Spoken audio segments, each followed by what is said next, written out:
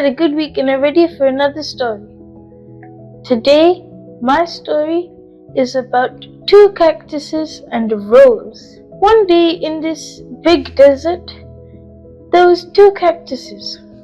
But in between these two cactuses was a beautiful rose. These cactuses, they were made to live in the desert. But this rose, not so much. And the cactuses knew this. So they would always give some water to the rose, because cactuses store water inside them. So then these three were always living and enjoying themselves, being really happy.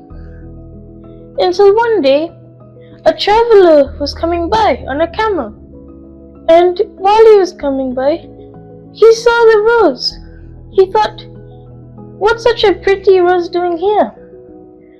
So he knew obviously it might be thirsty. He didn't know the cactuses would help him. So he took some water in a bowl and left it next to the rose so it can take it.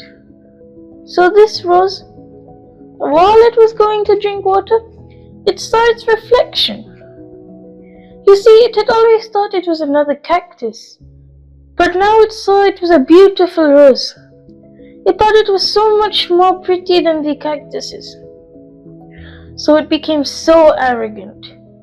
It started saying things like, "Oh, I don't need your help. I'm such a beautiful rose. I shouldn't be here with you." So just before this man was about to leave, he thought maybe he can take the rose back to the city. Maybe he can put it on display or something, and charge people maybe even to come and see. But roses, if you pluck them out of the ground, their roots will die. So this man didn't know that. However, the cactuses did. So this man, he was coming to take the rose, but the cactuses immediately stopped him and they poked him with the spikes. So now he got angry. He started hitting and kicking the cactuses. But it was just him who got hurt from the spikes. And so he went back on his camel and he left back to the city.